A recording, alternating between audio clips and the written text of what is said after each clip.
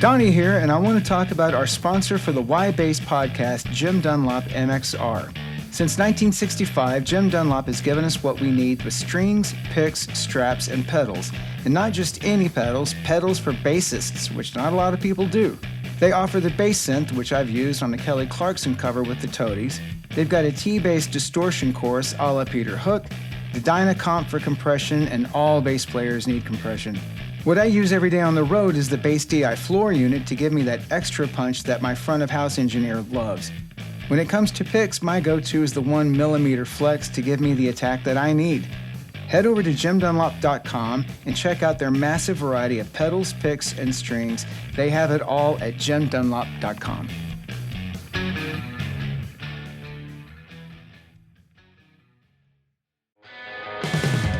I would like to thank our sponsors at Schecter Guitars, makers of fine guitars for over 50 years.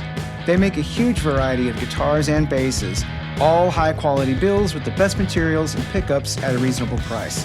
Of course, Schecter offers a rip-roaring selection of bass guitars, as are the Model T4 and the Corsair.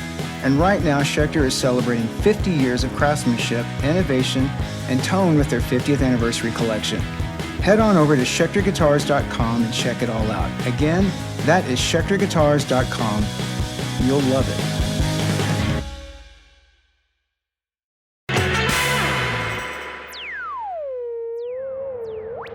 Hello, this is the Why Bass podcast with Donivan Blair, and I'm Donivan Blair. Go figure.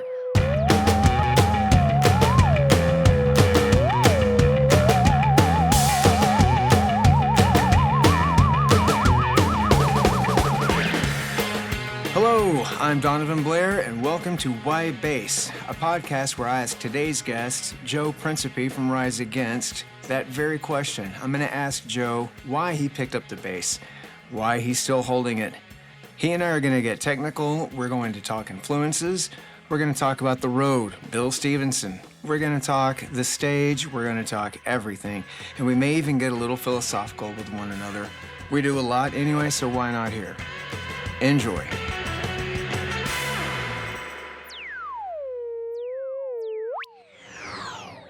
Cool. Hello, Joe. How you doing? I'm doing amazing. Thanks for having me. Thank you for coming on here, Joe. May I call you Joe? You can call me Mr. Principe. I'm going to go with Joe. Yeah, I'll go with Joe. Yeah, no, Joe is preferred. Good. What is your middle name, by the way? I don't know that. My middle name's Daniel because my dad was Daniel Joseph, and he did not want a junior, so he just flip-flopped names. So my dad was Daniel Joseph. I'm Joseph Daniel. That's badass. Yeah, really? Yeah. Mm-hmm. My dad was Donald, and he hated that name. Obviously, the man had foresight on what a shitty name that would turn into be. Not getting into politics. The only politics I like are the ones about dancing. That's it. and feeling good. But they were going to name me Buffalo. So my mom pled with them to not name me Buffalo. For real? Oh, seriously, yeah. Like Buffalo Springfield? Oh, maybe that's why it was. I never understood where the fucking Buffalo part came from. Just because I thought he was high all the time and a hippie. Like, Buffalo sounds good. He was going to name me Buffy for short. And if Zach was a girl, he was going to be Sunshine. We were going to be Buffy and Sunny. Well, now I'm calling him Sunshine. Wait, we're not recording this, are we? Shit. Anyway, back to you. How are you doing, though? I'm doing great. Yeah, we're home for just the winter, and then it was a great year. We did 2 legs with Papa Roach, and Nice. those guys were super great to tour with, and obviously the drummer Tony Palermo, we're old friends with him from In Tempo Pole, Yep. and he was in Pulley, and dude. he did play in Good Riddance for a little while, like before Sean Sellers. What? I didn't know Yeah. that. Yeah, No yeah. shit. Yep. Wait, so he's who like, was on their first record? Was that Tony on the first record? no, it was this dude Rich, and then Rich was he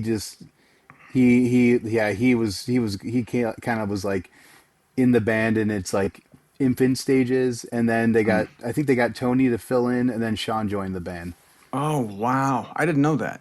Yeah, yeah, I do love Tony though. I love me some Palermo. Big great time. guy. Fucking such a good guy. Just I'm glad that happened to him also. Yeah, You know.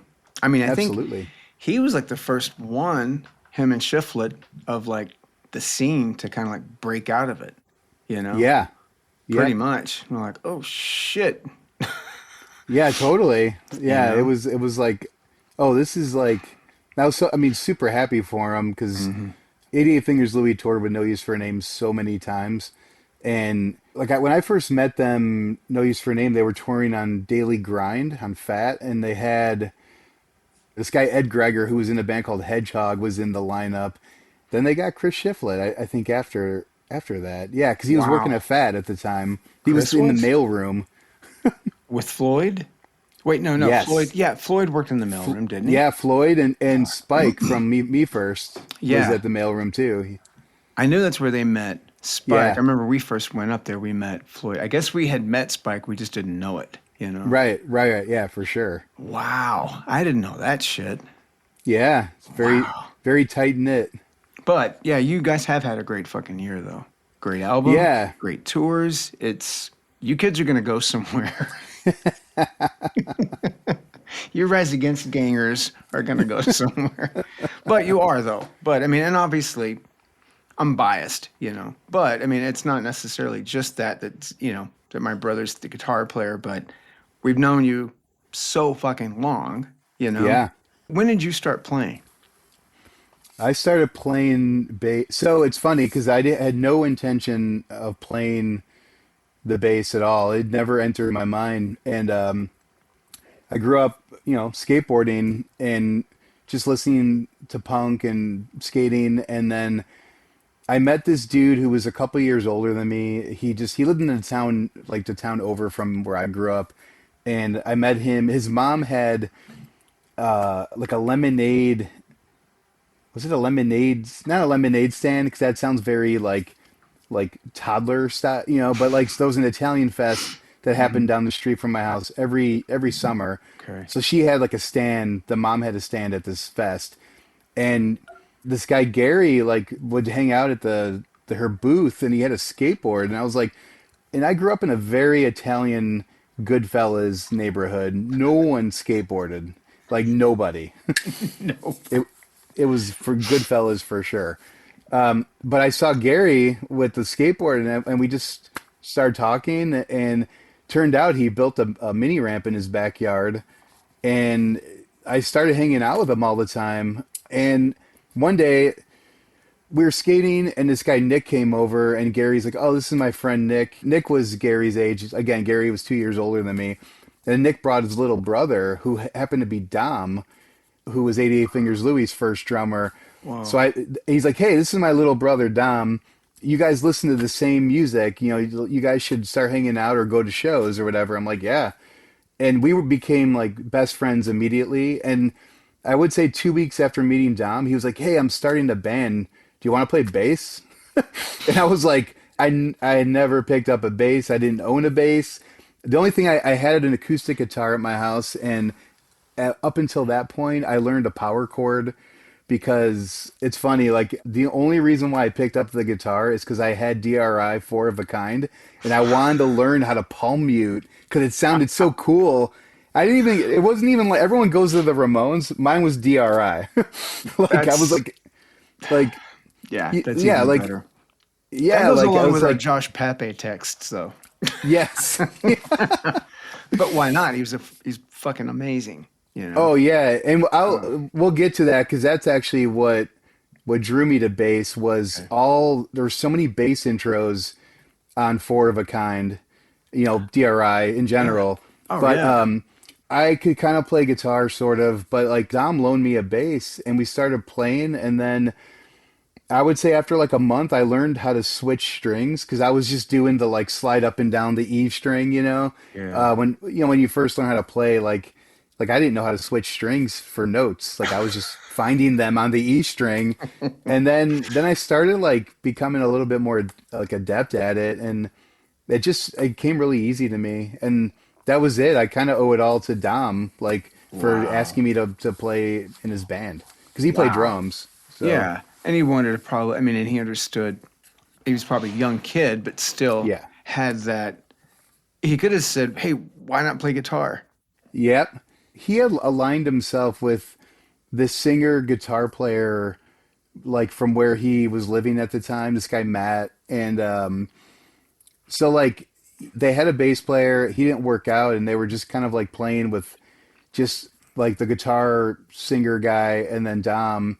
And Dom was just kind of learning drums too. So like they just wanted someone they liked in the band. They didn't care if they Wow. knew how to play. Nice. But yeah, like and then we started learning how to like play our instruments together, like where of course it was like learning Naked Ray Gun songs in 7 seconds and Peg Boy.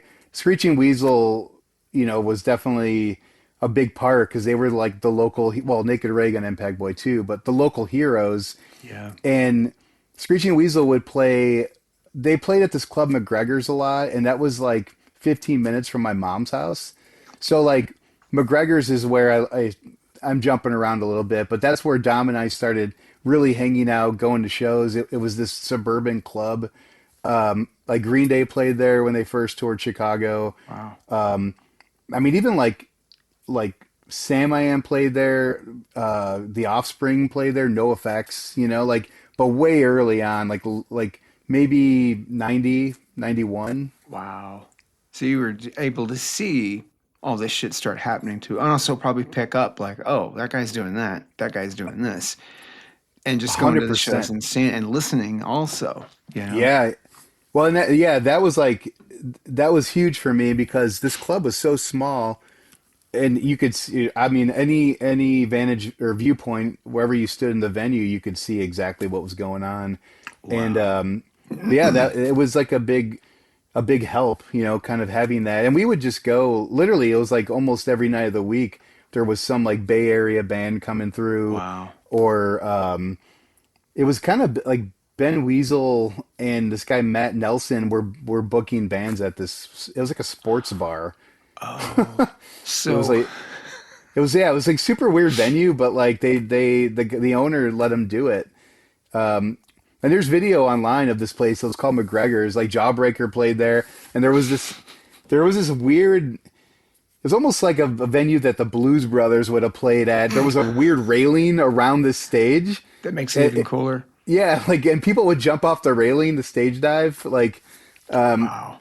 so. Yeah, it was just great. It was definitely like a great like learning experience. It was a great way Yeah. to enter like that whole punk community and also learn how to what to do and what not to do when you're first like starting a band or Well, like yeah. writing songs. And you're watching all these really badass bands with really badass bass players, you know? Yeah, And you're like, totally. oh shit, that guy's badass. But what is he playing? He's doing this, Yeah, he's doing that. There's his gear. And it's like, it's such an advantage from other people who don't have that. They have to like travel hours to go to these bands and they have to wait, you know what I yeah. mean? And pick and choose. And also you get to see all these bands as they were starting, Yeah, and pretty much. and I felt really lucky growing up in Chicago because Mm. we were right in the middle, so we had both coasts, which is why like I mean every touring band West Coast and East Coast would always play Chicago, right? Mhm. That's what like kind of joined like the coasts, and it made me love New York hardcore and the Discord scene, the DC, because it Yeah. was really so close to Chicago. But then also like Bad Religion would come through. Bad Religion always came through every summer, and I realized a few years later or years later that they did that because they were like Raffin was in school and they had summer vacation. They could Yeah. tour, like during the summer. I was like, oh, that's why you guys did that. Every year, album would come out and they'd go on tour. It Yeah, was first, the No clockwork. Control. I mean, I guess Suffer, the No Yeah, Control, then Against the Grain, and then I think with Generator after that. It just generator. kept going till I think then they stopped Recipe for Hate and then they went pro. Yeah, So, totally. Yeah, yeah. but up into that, it was so cool. We knew next year we're going to get another Bad Religion record. Like, all Oh right, yeah. we'll wait. But I mean, that's what I love. Also, I love about Chicago, especially, and it's my favorite city in America, probably in the world. I would think. Oh, I just awesome. fucking love it. Yeah, we've had so many good times there. But what I love about the Midwest is none of us had a coast. West Coast was cool. East Coast was cool. Midwest isn't cool. Right. Nothing.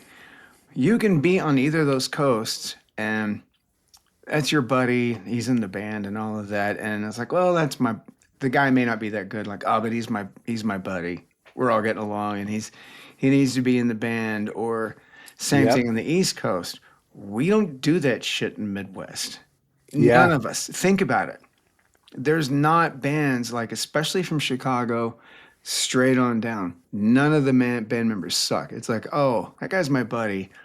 He's not that good. Well, you got to go. And you get just some complete guy that isn't your buddy, but he's a badass. So you're cool with it. Like, I'll hang out with my buddy, but this is the band. You know what I mean? Totally. It's got to be fucking good. And Yeah. they were all more about their family and friends, and we didn't do that shit. You know what I mean? You Yeah. guys, Chicago, all the bands are badass. All Yeah. of the bands were fucking badass. And if they weren't, then no, we don't know who they were because they didn't come out and make it. You know what I mean? And lucky enough to be exposed to like, think about Chicago where like every band, everyone sounded like their own thing. Like no one sounded like, you know, Naked Raygun versus, Big Black Yeah. versus Screeching Weasel and the Vindictives, and it was like they were just their own thing. It was pretty. Versus Jesus Lizard, Oh, or a all the hundred touch and go percent. stuff. And even look at the touch and go bands. Yeah, None of them sounded alike. yeah, Jesus Lizard totally. didn't sound like the fucking Digits. Nope. Versus Man or Astro Man. I mean, well, no, they weren't from Chicago, but I mean, you know what I mean. Yeah, yeah, But for sure. But Digits and all that, they didn't sound like anyone either, Or Yeah, Urge Overkill. No one sounded like each other. It was like, we're doing our thing, and if anybody tried to copy them, it wasn't going to fucking play. That's why there was no Chicago sound. It was just, oh, that's a Chicago band because there's so much originality. yeah, totally. That's what I love about that town so much. It's almost like it wouldn't put up with a scene like that. Like a lot of the other you know, cities around town, I mean, around the country, they'd be fine with having a scene and like, oh, we all kind of sound like each other. You guys aren't going to put up with that shit. Like, fuck that. Well, that's a good point. Like, so the shows 88 Fingers Louie were playing, like, more times than not, it was us and the Boll Weevils and Los Crudos and Captain Jazz. It was like Nice. every band sounded different, like, but Fuck. we were all buddies, or no empathy or like, it was very really tight knit, kind of thing. But we didn't Screeching Weasel and like the Vindictives, they were like, a couple years older than us, or maybe even 5 years actually. So they were like our elders almost. Were like they didn't want anything to do with us, and I'm fairly certain. And Dennis, our singer from 88 Fingers Louie, will admit this. Like he burned a few bridges with it. He was very outspoken, so people didn't like that. So the older guys didn't like that, but you know, Wait, Vindictus, was Ronnie their drummer? no, the Vindictive. Oh Well, my. wait, Because let me Ronnie's been think. playing with Local H. Right, that's right. Ronnie was in. Oh my God, was he in the Arrivals? No, That might, fuck, I don't know. I Ronnie, if you're think listening to this, I'm sorry. Yeah, sorry, Ronnie. I know Ronnie is in the band with my friend Jeff Dean. All Eyes West. I don't know. Great drummer. Shit. Yeah, Once again, great sorry, drummer. Good Ronnie. job, Ronnie. Great drummer. I mean, he really is. I mean, just a great drummer. Fantastic fucking Absolutely. drummer. There was this odd connection to the early Chicago thrash scene with some of those pop punk bands. So like the the second drummer of the Vindictives, the first drummer was this dude Eric who He just kind of came and went. He was in like Ben Weasel's band. Like Screeching Weasel broke up in like the 90s. Then Hmm. Ben started a band called the Gorgor Girls. This guy Eric played drums. Then Eric was in the Vindictives. But he left and then they got Pat Buckley. And Pat Buckley he was in Devastation, which was one of the first Chicago thrash bands next to like Abomination. But he cut his hair and he was just in the Vindictives. But I didn't even realize he was in Devastation until like years later. But yeah, he was like part of like the OG Chicago thrash scene. And then Dan Vapid, he was in a band called Generation Waste before Sludgeworth and Screeching Weasel, and Jesus. they were like hardcore. And his brother was in a thrash band. His brother was kind of like big in the death metal scene, but I can't remember the band he was in. But there was always this like these ties to like the thrash scene and like Wow. the pop punk scene in Chicago, which was pretty funny. Like now that I didn't realize that at the time, but I don't know. Well, that's also what I loved, like upon meeting you for the first time, is we were so used to, and I know, and Zach has talked about this ad nauseum, that you two, ever since he joined the band, that he's loved so much is that you're into thrash as much as he and I were. He can throw out any fucking reference and you're gonna get it. Yeah, And a lot of the punker guys that we were out with, I mean, obviously Russ Rinkin, he was out. He wasn't going to know, and that's fine. That's not what he grew up with. sure. If it wasn't Blast, he was out. Yeah, yeah, Fuck it, I don't totally. care. Blast or Psychedelic Furs, like I don't know. Fuck this.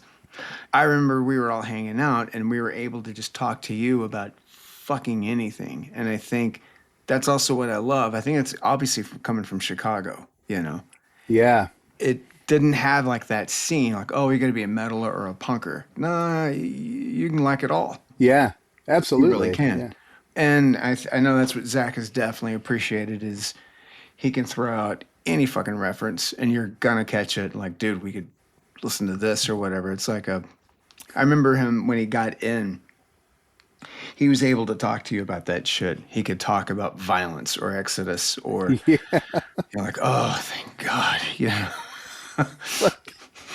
He was the only guy that I met that knew about Acid Rain, that band from Oh, England. fuck, they were Like, because I great. had that cassette Moshkinstein. I know. Like, For those that you don't know, look it up. Acid Rain, yeah, Reign, yeah. and it was Moshkenstein. And no, we're not making that up. And yes, it was a Frankenstein. And I think he had on like jams or something Oh like yeah, that. He he was had moshing. jams. He was moshing, but he was He's just moshing it living. up. He's just being old Frankenstein. I'm Moshkenstein now, guys. I'm not Frankenstein. I'm putting on, Well, and I forget what label they were on, but it was probably a label that we associated with like other good bands from yes, that like genre. So like, combat core or something like that. But like, all right, whenever you started though, who was it that like, of course, like you were just learning, you know what I mean? But yeah, who was it like that made you want to, there's the whole thing of starting it, which is great, yeah. starting it. But then if there's got to be a pull and why, and like there's going to be those touchstones and those people that you look to like, oh, I want to stay with this and not like, oh, that was a dalliance. There's that one person that you can latch on to and that speaks to you or their tone or whoever it is or the music or whatever. Like, oh, no, no, no, no, no, no. I'm on the right track because I found this guy. This is the guy that Oh, I want to listen to. yeah. I mean, it's funny because it took me once I got into punk and hardcore, even thrash when I was really young. Like my oldest sister Maria she got me into it. And I think I was like in like fourth grade or something. And it took me a long time to start picking out what the bass is actually doing in songs. To me, like I was like, oh, it's a guitar, like, but I didn't realize it until probably Dead Kennedys. It's not Klaus. Is it Klaus Fluoride? Yeah, close fluoride. Yeah. Yeah, like Dead Kennedys were huge for me. His bass totally popped. Obviously, it was very prominent. Yeah. Good call. So when I started playing, that's who I looked to. Or Steve Youth from 7 Seconds. Steve Youth Nice. was fucking great bass player. Of course, any like Tony Lombardo descendants, Sure. Oh yeah. Carl Alvarez, of course, Oh yeah. Matt Freeman, Operation Ivy, of Oh, course. incredible. Yeah. But then looking more like heavier stuff, Craig Satari, when Craig was in Agnostic Front, that red bass and his that Sansamp tone, like the record live at CBGB's with the the combat boots on the cover kicking Yeah. through the American flag. Yeah. That record was huge for me because the bass is so mean sounding on that record because it was like a live record, but I think we've come to realize like maybe they overdubbed some stuff like down after the fact. But that it sounds so good and the bass just that was like ever since I heard that record, that's what I kind of modeled my tone after was Craig. Wow. Yeah, No like and he shit. knows it. He knows it for sure. That's awesome. And that's, Yeah. well, all right, then that makes sense because that's what I love about, I've always loved about your tone. It's never changed. It's been altered, Yeah. but it's had the same DNA. And like other records, you might have it dialed back a little bit, maybe Yep. forward or something like Wolves. I think I love your tone on Wolves. I just Oh, fucking love it. awesome. I think it's incredible the way, I mean, especially like on the violence, all the shit you're doing, like the da-da-da-da-da-da, you know what I mean? Oh, yeah, That's awesome. just, Yeah. and just all of the intervals you're doing on that is just fucking great. But it sets well, and that might be Sardi mixing it. I don't know, but it's always you. You know what I mean? And there's Right. always like a blueprint, and I've always wondered about that. Like some people will just like pick it up and like, oh well, I love Bad Religion, so I'll just make it sound like Jay Bentley. You know what I mean? Right. But Right. you've never done that. It's always been like you've gone in with a plan. I mean, and of course we've nerded out about this ad fucking nauseum, you know. But I knew there was like a DNA, there was a blueprint that you were going from, and I didn't know it was Satari. I didn't know that. Yeah, it was Craig and then it was also this is kind of a deep cut and like not many people would know this, but the first bass player that Pegboy had was this guy Steve Sailors, and he played fuck I can't remember the bass he played. He had a PV like V4 head, which Oh I don't know if that was a Jesus. bass head. It might have even been a guitar head. The bass on the first Pegboy record is so menacing Yeah. and it cuts through and it's the same it's got the same DNA as Craig where it like there's bite to it, Hmm. it's like its own thing. And then, of course like Pierre Kesdy from Naked Ray Gun too, like his bass is very I don't know, it's like an island within the band, it's like its own thing and that always spoke to me. And then what a lot of people don't realize is I love the first Jawbreaker record, but I don't really cite them as like a musical influence, but I will Yeah. cite that record as a huge influence on my bass playing, which Wow. is that's where I got all my chord stuff from was for what Chris Bauermeister was doing on Wow. Unfun. Because they were a three-piece, so he was trying to fill in the holes. And when I started playing, I was like, man, this is like no one plays like this. I want to start doing chords. And I was always like, I started on guitar first, so I had the Hmm. chord thing in my head. And when I would write songs, even like way back in the day, I heard the melodies, right? Each string was bringing to the table, like on in a chord, right? And that was huge for me. I always tried to like to kind of do that because I was like, oh, why would I play one note when I could do two at the same time and complement the guitar? And I didn't. I tried not to do it all the time, but I did. I did do it a lot, which is why a lot of the earlier 88 Fingers Louie stuff was a lot of chords for sure. That answers a question, but that I didn't even ask. I was going to, but like Blood to Bleed, right? Yep. That's what I've always loved is you're coming up with these really crazy, awesome sounding intervals that I would never think of fucking doing. No one would think of doing this shit. Yeah. Always been just like a touchstone if you're playing, I can tell when it's you. You'll do those things that bass players just a lot of guys do not do. Like you're not afraid to step past the seventh fucking fret or to Right. play.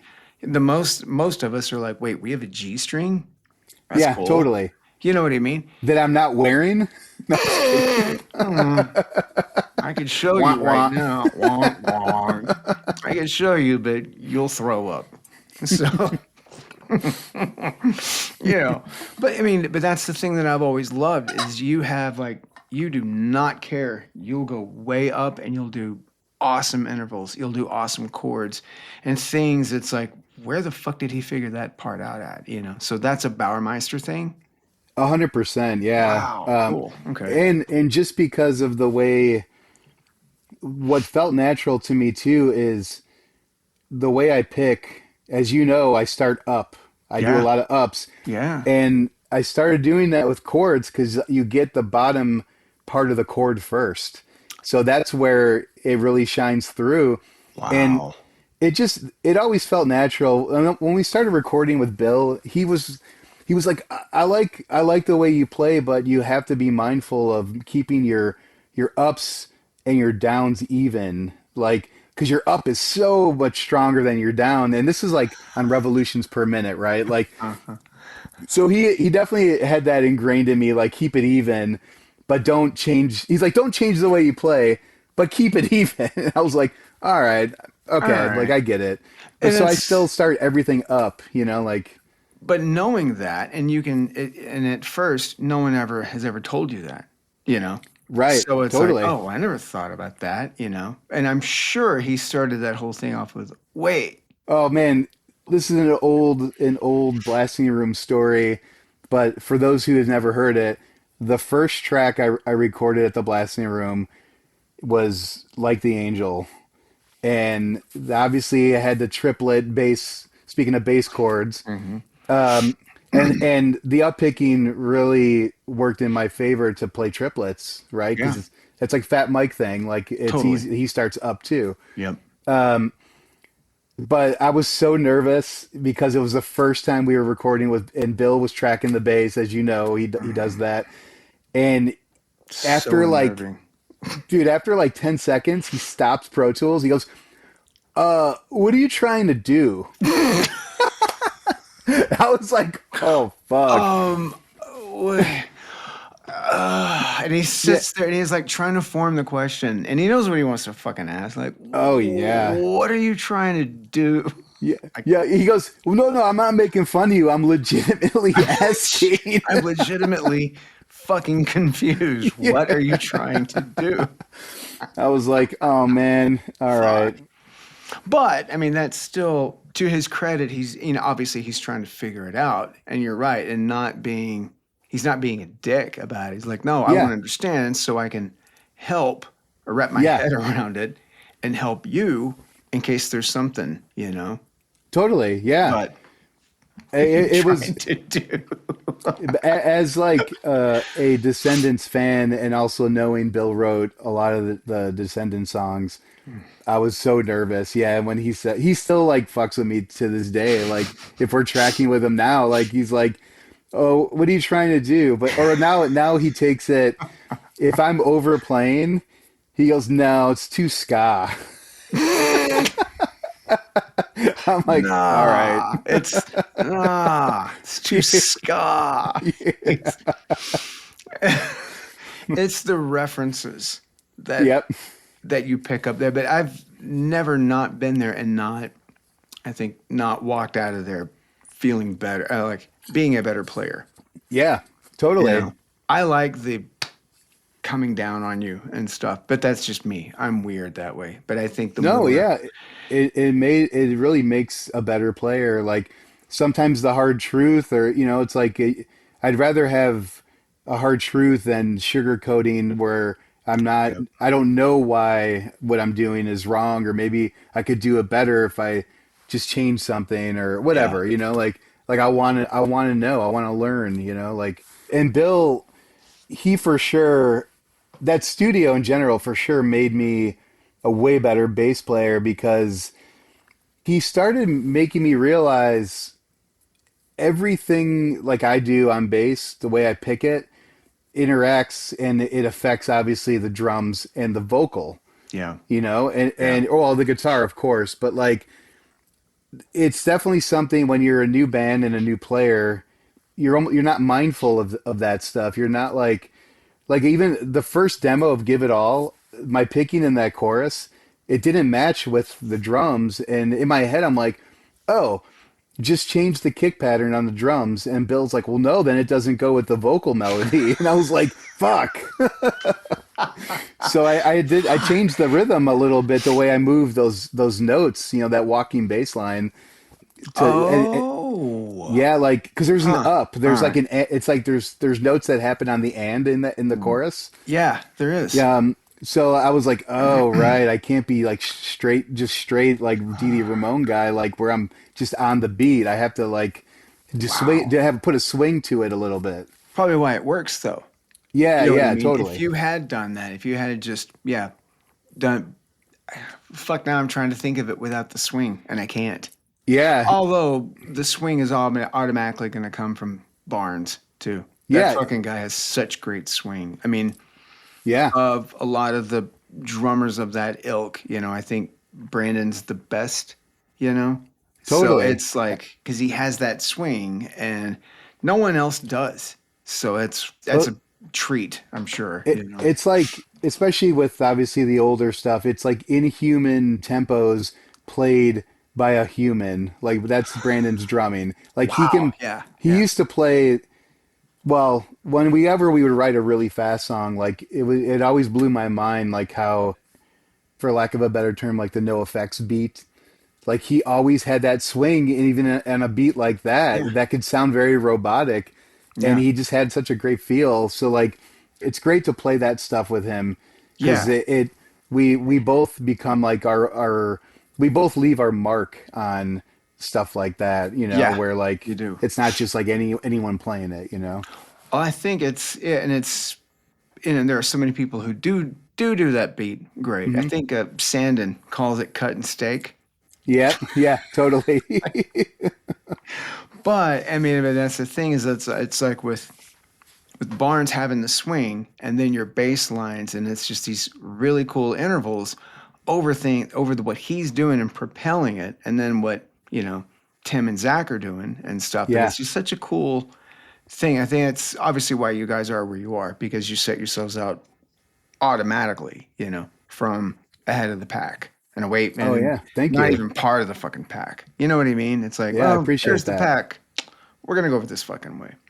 I mean, but I think everyone else can see that, and I'm not talking shit about anyone else that could be construed part of the pack because, but there are the outliers who are like, nah, we just hear it differently, and that's Yeah, what ends up hitting people in the head and in their ears, where they just start coming and loving. You know what I mean? And who knows what it is, but it's like the package of it. absolutely. Yeah. But that's what I've loved. And I think if you listen to obviously Revolutions Per Minute and Siren Songs is incredible.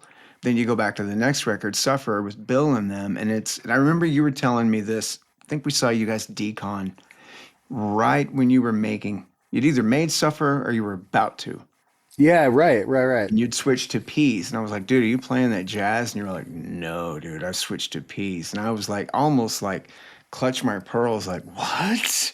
Because I love the jazz tone. Like, wait a minute. And I was playing a jazz like, you gave up on me. We were jazz brothers. Fuck you, dude. I felt hurt like a pea. And then I heard the record went, oh, all right. Good point.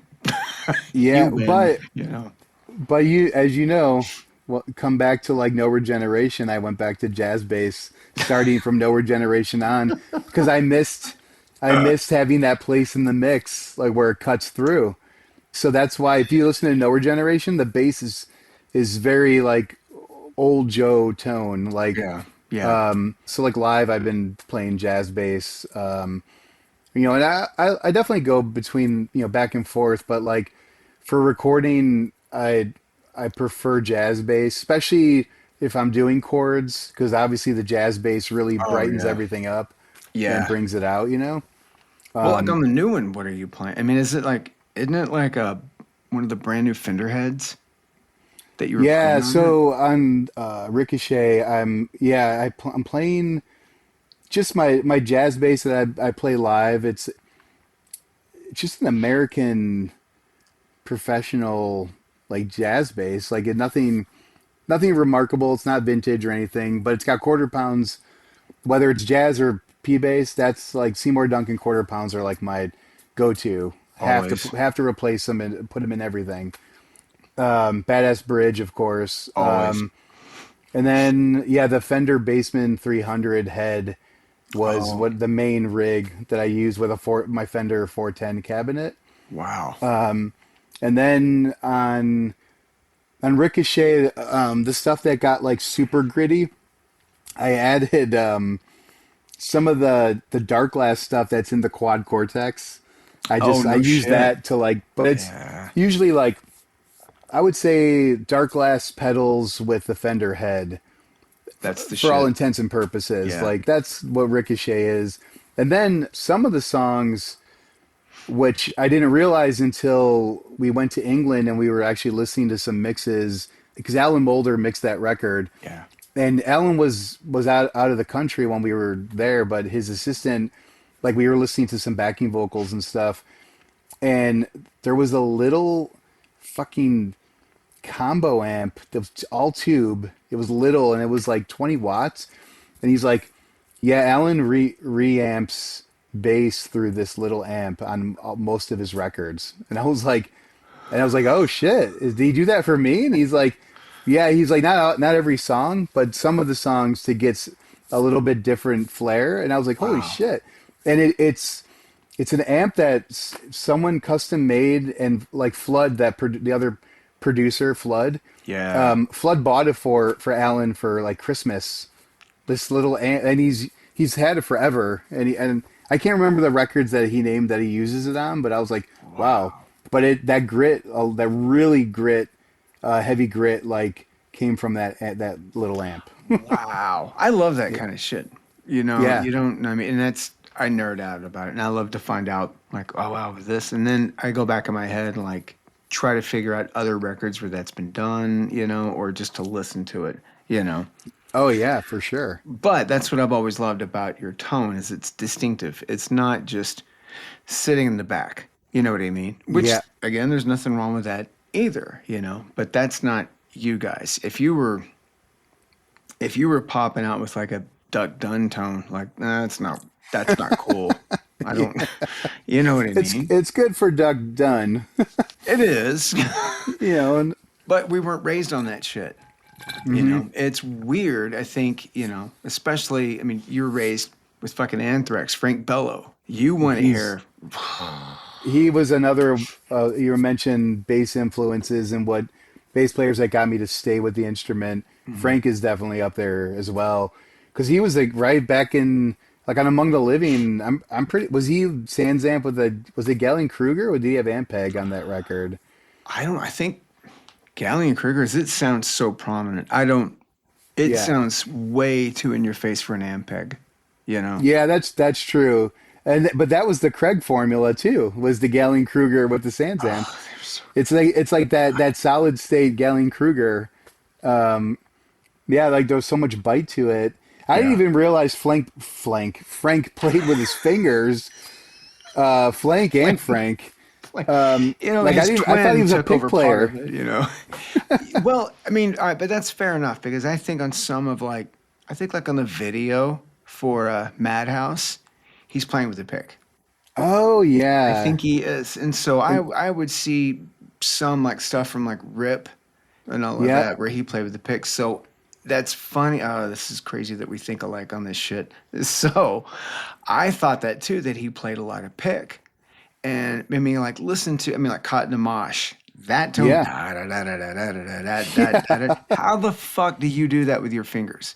yep. You But know, I you mean, see him live, and and then he's he's doing it. fucking doing it. Yeah. And I Like, say that as a guy who's predominantly a finger player. And I'm like, man, there's no fucking way he did that with his fingers, because it sounds so fucking good. And yeah, it's yeah, and so he does it even live. and just angry. Like it has such bite to it. Yeah. He did play with a pick on that Joe Jackson cover. Obviously, like Oh, he yeah. definitely had Yeah. a pick on that, but Yep. I Okay. think it was like few and far between. Yeah, that always impresses me. You like your tone in Only Crime, same, Oh, super biting, thank you. fucking monstrous. Like Thank you. That I means a could never lot. do that without a pick. Yeah, but you're gonna make it sound even cooler and cleaner because the fingers can make it muddy. I Yeah, think well, that's you have to what's know. I think you know this for sure. It's right. It's all about placement on where you're plucking. If like on the by the pickup versus the bridge or the neck. sure, but that's what blew me away about Bello is, Yeah. I mean, like even like Carl will get it tight and stuff, but that whole cot de mosh thing is on another fucking level. I mean, Oh finger yeah. wise, it's like, did he have it like some weird technical arm coming over where it would just be fucking perfect? But he does it perfect live, you know? Yeah. He really Yep. does. And that's what I love. But I thought it was a pick. I really did. And that's whenever I started having to play with a pick, I would practice along to you guys. So whenever I didn't know how to play with the Oh. pick, and I would have to like, I didn't want to just know the Toady songs with a pick. And like, Yeah. okay, well, like let's play some Ramones. I can't do that. I have to do that with my fingers. I wanted to know how to play with a pick and be a pick Yeah. player. So I would play along to you guys and just Oh no way. oh yeah, yeah, totally. Yeah, totally. That's what helped me play because I mean, I didn't get it because your right hand is so fucking fast. I can't do that. There's so many goddamn triplets, man. Is that like as you mentioned earlier, Mike, who I don't think gets enough credit for being a great bass player. Totally. Yeah. You know. He's amazing. Yeah, I think it's people look at Fat Mike as being Fat Mike, but Yep. I don't think of him as Fat Mike. I think of him as Mike, and he's just a great fucking musician. I mean, Yeah. writer and all of that stuff. And I think he's just, when we met him, he was the first thing he told us was like, you're either a Stones man or a Beatles man. And I'm a Beatles man. And it makes sense thinking Yeah. about songs. And I don't think he gets the credit for playing that he should. But your right hand, is that like him and Bentley? Yeah. Like so, my right hand came from what I called the bad religion, but then coming getting to know Bad Religion, and especially when Brian Baker joined Bad Religion, Yeah. I realized that picking style, well, it comes from like Motorhead and the Damned, and Baker took it when he was the bass player in Minor Threat. That gallop, it's Fuck. like, and I was like, oh, because that's where I modeled the way I play fast from that. But I always just called it the Bad Religion. Yeah. But really, like Bentley doesn't really do that live. He kind of pedals. It's No he's got a shit. weird his own weird thing. Yeah. So I was like, oh, Wow. you're not going right along with that kick and snare, like. But I thought they were, and then but yeah, like so I come to realize it's Brian Baker the way he played like in Minor Threat, but he got it from The Damned Oh. and like Motorhead. Which is weird. Zach just sent me a weird text. I mean, the Dan put out a cover of a Pink Floyd song, See Emily Play, which is cool. Oh no, nice. It's badass. I sent it to him and he came back with, I think they're pretty much the best punk band ever. And I was like, yeah, I think they are. Think about it. Oh yeah, I I mean, mean, easily. and they're so eclectic. I mean, think about Hmm. from record to record, 100%. But it's funny because the intro to Love Song is huge for the way I play, right? Like it's Wow. like that's exactly like where I would get that from. It's Wow. exactly how I play that Yeah. intro. So I was like, oh wow, like to me, like when that vibe locks in, it's like the best feeling. Yeah. But even like I'm trying to think who else. Obviously, Pape. We were talking about Pape earlier. Yeah, I mean, and To a that's another point, thing. I'm sure. Well, the rhythms when a bass is setting the rhythm of the song, right? When it's introing, like I want to hear like this. I don't know how do I put this. I want to hear what the song is going to become when a bass is introing it. It's very thrash metal or hardcore, right? Like when the bass is introing and Yeah. they're kind of it's that aggressive kind of. I mean, Harley Flanagan is another example of Oh, this. Yeah. I mean, he's a great bass player. He is. He's fucking great. Again, he also plays with that same intent. And you know what the drums are going to do just by the way he's introing the song. And that still speaks to me. That spoke to me when I picked up the bass at first. And it's still, I mean, we might not play hardcore all the time, Yeah. but I still have that in my mind, you know, like Yep. I still love that. It's still, that's where I'm rooted in, you know, even if I'm playing, like if Rise Against writes a rock song or a pop punk song, Hmm. I still have that ingrained in me, you Oh know, just yeah. like Fat Mike did tell me one time, he goes, you do too much work live. You don't need to do all that. And I go, yeah, but I want to. And if I don't do it, I know I'm not doing it. And I feel like I'm cheating like our fans. I feel like I'm cheating people. Like I don't want to do that. Like I want to play the way I Yeah. recorded a song, you know? So, and I get what he was saying, like, but he's also singing. So that's like a different animal. Like, And you didn't ask him. yeah, I did ask him and he's the most blunt person for Mike is sure. the most, and it's just it's almost like a sting, like and then you're like, oh wait, he's right. Fuck. I You mean, know, I appreciate it's the same, I it's appreciate that Mike's bluntness. honesty. Yeah. Yeah, the Mike's honesty is like Bill Stevenson's honesty, where like it's tough love, right? It's punk, and I think, Yeah, and I think that's just that scene, and especially as we've all known each other for fucking how long. years So and years. if Yeah. I ask Mike anything or Bill, they're gonna tell me. If I don't like the answer, shouldn't have asked, you know. And sometimes they're gonna tell me when I don't ask. Yep. 100%. But they're also like, well, I could bullshit you, but we're not friends. If I'm gonna bullshit you, they'll bullshit people who they don't fucking actually care for. Yeah. So it's like the brutal honesty. I mean, and Mike was very honest with us when we first met him. Like, wow, that's, coming from Texas, like everybody's nice and stuff, but we grew to figure out like, oh, that's good.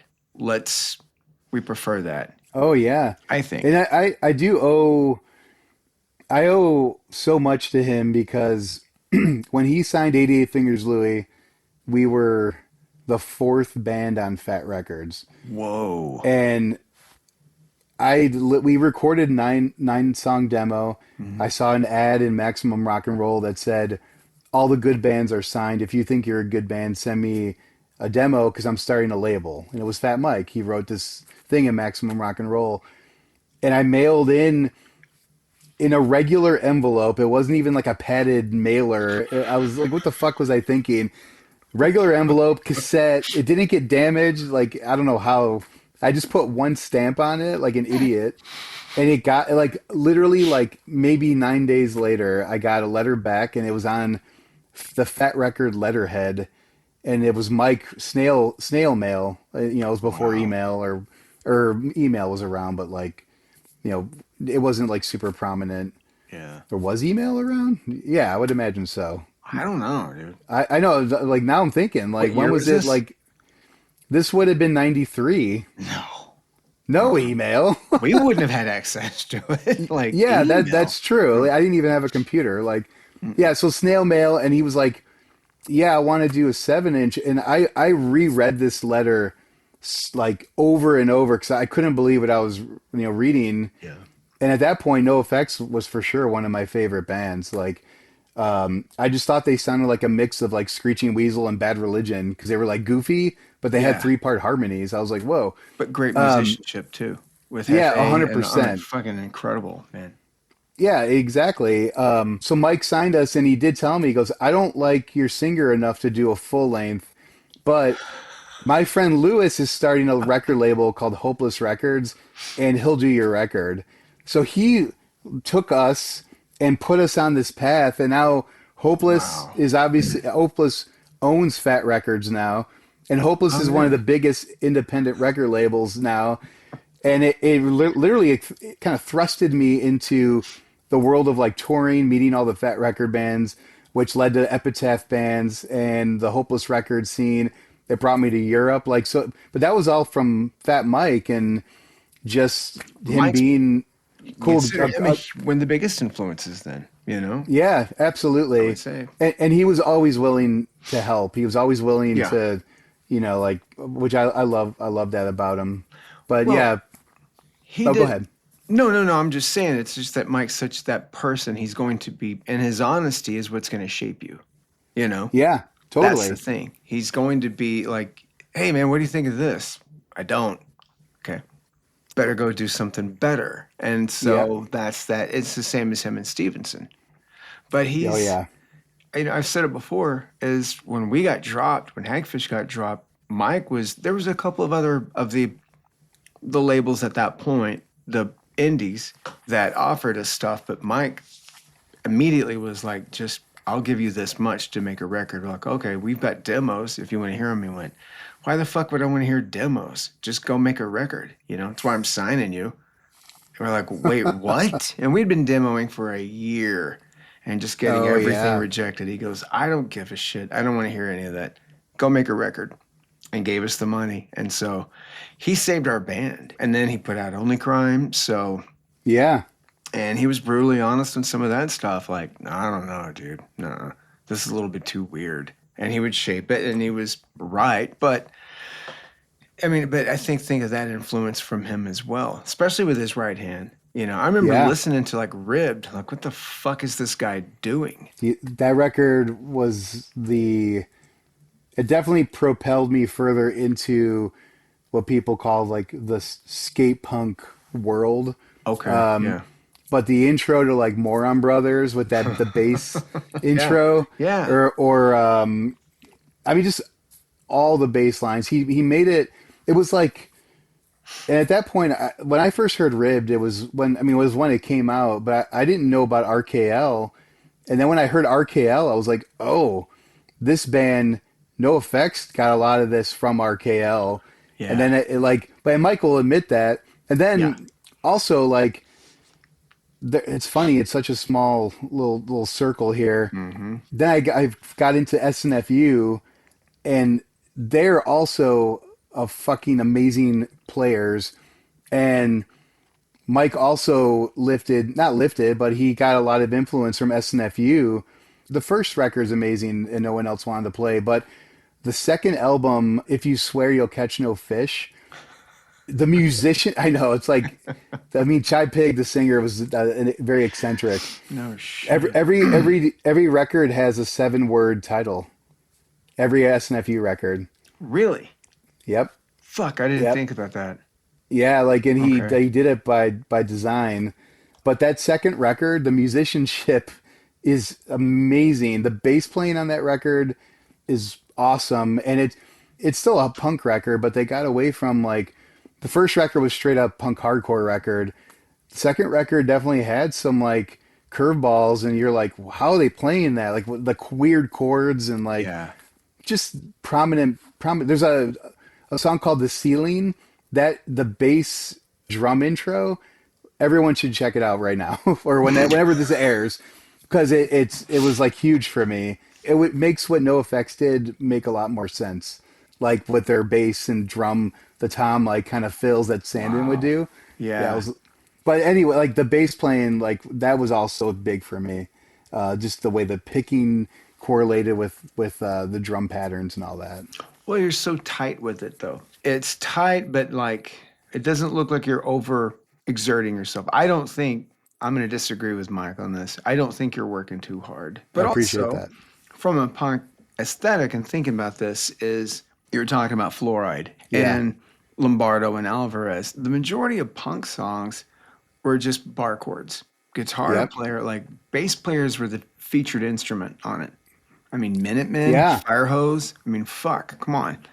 That's very true. Even Black 100%. Flag. I mean, especially when Kira joined. I mean, she just blew it out of the fucking water. Yep. So you're following that tradition, I think, because you're making it interesting. Because Zach and Tim are doing their thing, but you've also got to fight for you got to Yeah. fight for space so you can go up higher, and they kind of can't. They have to keep the. Yeah, totally. It's like, all right, see you later, pussies. You know, I'm gonna go over here. Well, you guys can have your fun with your six string whatever. I'm Right? gonna do this. I'm gonna be over here being a man. I'm gonna be playing some bass and doing some cool shit. But I mean, it's almost like it's to coin the blasting room term, chief, and they chief Yep. way too much. But that's the thing is that's what I love is you know where to put in cool stuff and then when to hang back.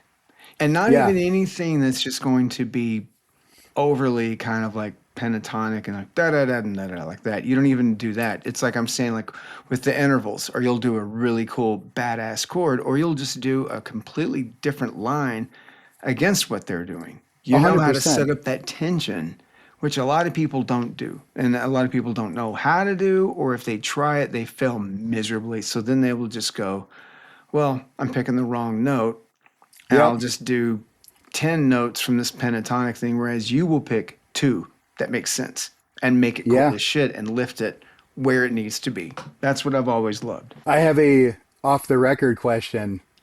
Shoot. Can I pee really quick? I was like, I just drank this full bottle of water and I'm like, Fuck, you God damn it, I did. gotta pee now. Is Yeah. there a pause?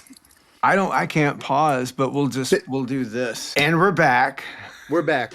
We're back. So, all right, if you had one song from the band, you can say 88 Fingers Louie or Rise Against that exemplifies, or just anything that exemplifies your playing the best, what would you say? There's two songs. The song Broken Dreams Incorporated on Nowhere Generation. Okay. It's like fast. I'll just use Matt Freeman as an example. Matt Freeman influenced intro, and then the verse is back to like my chord bullshit. But that song, and then like the angel, Nice. the triplet thing, Yeah. that kind of like sums up the way I play a lot, pretty well, I would say. Cool. I mean, I think that runs the gamut of all of it, though. That's going to show Yep. exactly everything you like to do and put into a song. It's not it's never just, especially like whenever I hear the records, you're there. It's not just the bass, and that's what I hated about bass when I was a kid. You couldn't hear it. Now we can hear it because our ears are tuned to it, but it's what I've always loved about any record you guys do, anything you do, I can go automatically and listen, and you've got this. Yeah, it doesn't matter if you're playing a jazz, a P, you're going to have your tone. I just know that's you, Oh yeah, thank you. Yeah. And dude, and especially just with how you play and what you play, I've always just loved it. Like, I would never come up with that shit. So Oh, dude, I appreciate that. it's great, man. It's just like, fuck, that is cool as shit. I mean, it's just to hear that where someone's going to come up with this, like where the fuck did that come from to do this? So just There is saying. a little. I have to give props to my usage, or the use of fifths and fourths and thirds comes from Pierre Kesdy. Naked Ray Gun. Yeah. He did a lot of that where Oh, wow. the bass was riding the fifth and John Haggerty on guitar, was doing just the root note. And I was like, when I was growing up, I would always be like, what's he doing? It sounds different. I couldn't put my finger on it because I wasn't, like you said, our ears are better tuned now. Mm-hmm. But I didn't realize what he was doing. But I'm like, oh, and I started doing a lot of that, which I do in a lot of our songs. Like, I definitely ride those kind of things. Like Long Forgotten Sons, the chorus is all over that, the fifths and the thirds and, all that stuff. Well, it just separates it instead of just doing unison or instead of just what the rhythm guitar is doing, which is what most people do, especially in punk. They're going to ride that. And you're not, though. And that's also what I think is great about playing punk and being a bass player and playing guitar. You're hitting the chords. That's cool and all, but it's not like we're following the footsteps of guys like Fluoride and fucking Daryl Jennifer and Tony Lombardo and all those guys where they were able to shine. They didn't know they were shining. They were just playing. It's almost like 100%. the bass player was the better musician in the band. And I'm not Yeah. saying that to be a dick. It's just, look at it. I mean, in Minutemen and Firehose, it was Watt. Those other guys were great. D Boon was great, but I'm listening to Watt, you know? Or even like X, John Doe. Oh, fuck. I mean, I mean, Billy Zoom, fucking great guitar player, Oh, but God, dude. John Doe, he carries the band, I wonder also if that's because he was the main songwriter, too. Because Yeah, he right. knew where he wanted to. It's like a McCartney, fucking Phil Lynott thing. They're Yep. writing the song, I mean, and Sting as well. They know where to put it correctly. And I mean, I'm not that big of a songwriter, so I'm going to come up with something. Okay, this might be kind of cool, but I'm not going to come up with it in the context of, the harmonic context Totally. where it needs to be because I wrote the song. That's not. It's just like, oh, this might work. Oh, wait, that sounds stupid. Nope. And John Yeah. Doe is going to know exactly where to put it because he wrote the fucking song. So, And there is a lot and I learned this from Blasting Room and going to Bill is like listen to the vocal and like I'll definitely change like originally like the chorus to Prayer of the Refugee was way busier when we first started working on that song. And Bill's like, well no, like listen to the vocal melody. You don't want to step on that. He's like, just do it sparingly. And I was like, oh, so that kind of like he kind of helped me like get in tune with that, like just to pay more attention. And I was like, oh man, I never thought about that. Or like there's a lot of times where because we all grew up listening to the same stuff, I'll do a melody and then Bill's like he'll hit stop recording and he'll play whatever guitar track like Tim or Zach's working on, and it's the same melody. I'm like, God damn it. motherfucker. Yeah. Damn it. Yeah. That, I mean, having him there it's such a good coach thing, too. And you look up to Yeah. him because he's made so many of our favorite records. And it's like, oh, wow, I'm hanging out with this guy. Oh, hot. This guy just farted all over me. And I want to kill myself because it smells so bad. I feel like one of the Nazis at the end of fucking Raiders of the Lost Ark because it smells so bad. But, and he'll do that and then come up with a great idea of, well, but you should do this. Like, okay. But that's the thing is and I can definitely tell if you listen to like the earlier records and then once you guys started going with him constantly, especially with Jason engineering it, and just Yeah. Jason's ideas about how the sounds were. I mean, from the jazz to the P, and then that's got to shape yours as well, right? Oh yeah. Yeah. Also to like a certain extent, if I have a jazz just in my hand, it'll make me play something different than if I have a P if I'm writing something at my house. Wow. Like it's just that it like because I want to hear like a certain tonal thing, and it'll just make me think of something. I don't know. Like I've always done that. Like even really young. I guess starting Siren Song, I had a jazz bass. Yeah, I guess starting with Sufferer. So that was like we were working on that in like 2005, I think. Yeah, or six. 5. That's crazy. Wait. We're going on 20 years. 20 years Fuck, next year. dude. Jesus Christ. I know it is crazy to think. It goes by quick. We're fucking old. Yeah. What's the saying? Not getting older, we're getting bitter. We're not better, bitter. But we look great doing it, right? Yes, exactly. We really do. And we're just hanging out. Well, let me ask this about with jazzes, is it the neck or the pickup that you love the most? Oh, I mean, for sure the neck. When I first, so I had a really shitty, like the Ibanez. Was it the SR series or the TR? Like it was like a shitty Guitar Center Ibanez bass. That was the first bass I actually bought. Okay. And it was just bad. And then I was like, I gotta have a Fender. Didi Ramon has a Fender P bass. But I walked into a Guitar Center and they had a used 78 jazz bass with active EMG pickups. And I was like, oh, but it was black and it had gold hardware. Someone put gold hardware, but it had that '70s neck. That profile is so like thin.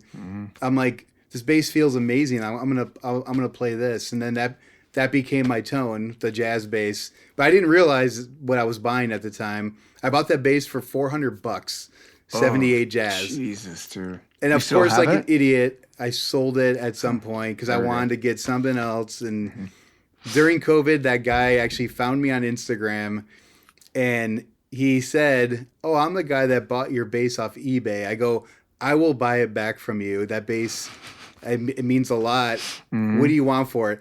No, he's like, "I'm good. I like it. I don't want to sell it." And I was like, "What?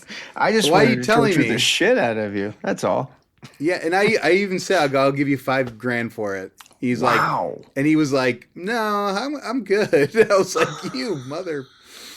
But if you're out there and if you have my black '78 jazz bass, get at me because I want it back. Yes. Yeah. But yeah, I had that '70s J neck profile, and so that immediately became like just my home, like that bass, that profile, the feel. And that's why even when I went to P bass, I tried to get the J necks on the P bass basses that I have as much as I could.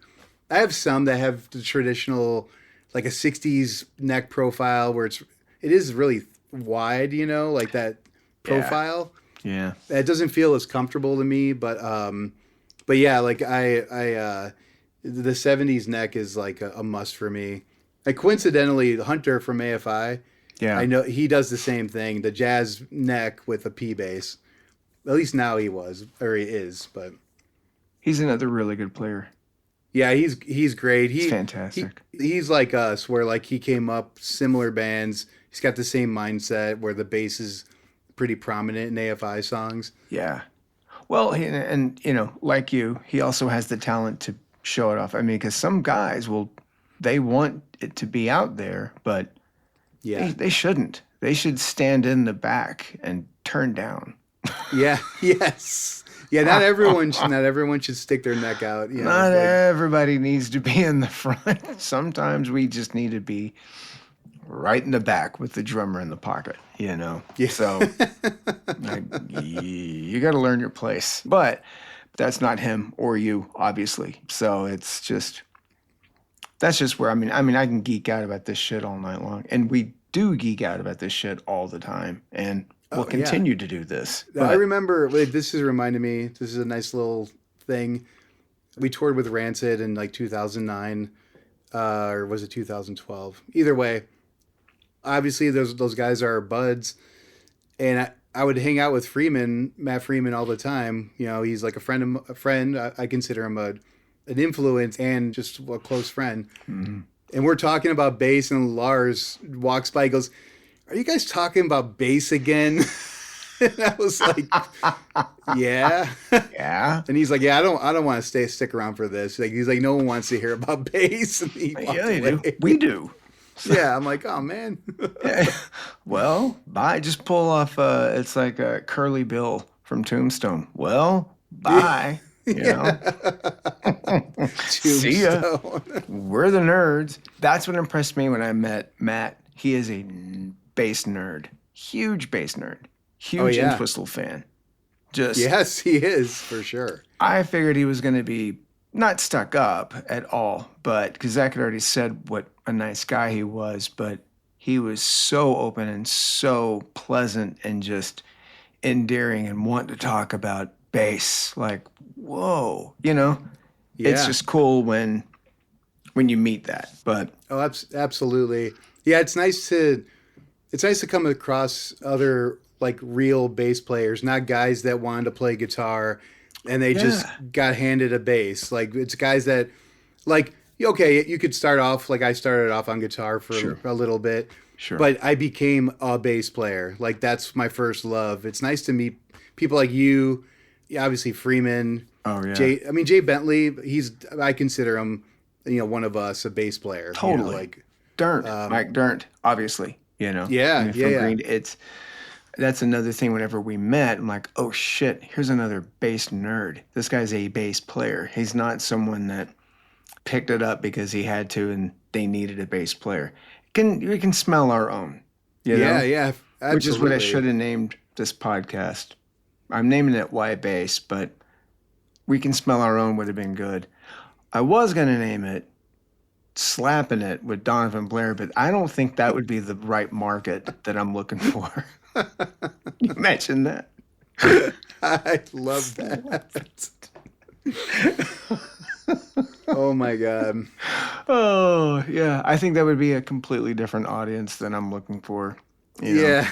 But probably you would have had some success with that as well if you went that direction. Thank you. Thank you. I like that. I would make lemonade out of lemons, literally. If it's On that note, Yeah. again, I appreciate you doing this, man. It's always a joy when I get to talk to you and we just get to hang out and do this. Absolutely. Which is what we just do. So now we get to record it and people get to hear us talk our bullshit for this long. Everybody, this has been 20-something years, but you're welcome. Yeah, I appreciate you having me on. Like I was happy to do this. Sorry it took me a little bit to get to make the time to to work out, but you're kind of busy. All these damn kids I have. You got kids, you got let's see, band that's fucking humongous, and y'all aren't coming home anytime soon, so you got to make time for this shit. What's coming up? Anything new? So we go to LA. By the time this airs, we would have played the K-Rock Almost Acoustic Christmas, and then Social Distortion's playing. Nice. Papa Roach, our old friends in Yellow Card are playing. Nice. Because we did one of our early tours with them. Wow. And I'm trying to think, All American Rejects. So we're doing that, and then we're off, and we'll start announcing our 2026 plans very soon. So, cool. Hopefully by the time this comes out, we would have announced something that is now solidified. I think I know what you're talking about, but I don't want to say anything. It's my your juggling cover act record at the town square. It's your cover record where you do ass face, you do talk dirty to me, girls, girls, girls. All a cappella. Oh, Jesus Christ. I love you, right? I love really you too. Do. I totally do. You're one of my favorite human beings and one of my favorite bass players. So that is mutual, my friend. Thank you. I love you, bud. Thank you again for doing this, man. Everybody, Joe Principe, not Principe. You're saying it wrong. Principe. Yes. See? Thank you. Right. It's what I do. It's a service. All right. Love you, man. I'll see you soon. I love you too. All right. Bye. I love that guy. I really do. How can you not love Joe Principe, ladies and gentlemen? He's just a great guy. I've known him forever. Of course, he's family, and, he's in a band with my brother, and I love that. And I've just never been around Joe and not had a great time and not had a great conversation. So what you saw was just kind of the crap we do normally. It was just now it's going out to internet podland. So, just a fantastic band, fantastic bass player. I've always respected Joe's abilities and just his songwriting and everything about it. Just a great guy, fantastic guy. I'm so glad I got to have him on here. It's just such a treat. So hopefully everybody enjoyed that as much as I did talking to Joe, and we'll just see you next time. And don't forget to go over to Jim Dunlop, our sponsors. Check out jimdunlop.com for all of their awesome straps and strings, and definitely check out MXR pedals. There's so much they have for bass players that you don't know. You just got to go check it out. Okay? Thanks, everybody, and we'll see you on the next episode.